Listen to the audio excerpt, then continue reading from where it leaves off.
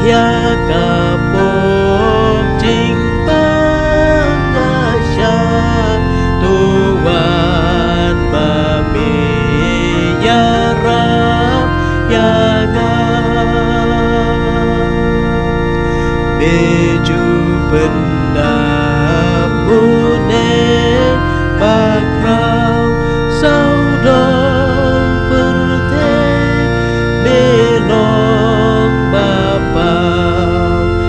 ben ikak mat isne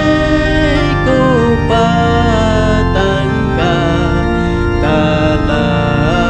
penskan yaga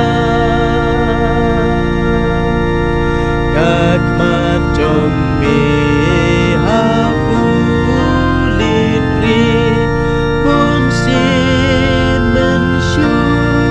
walayo ngasli yang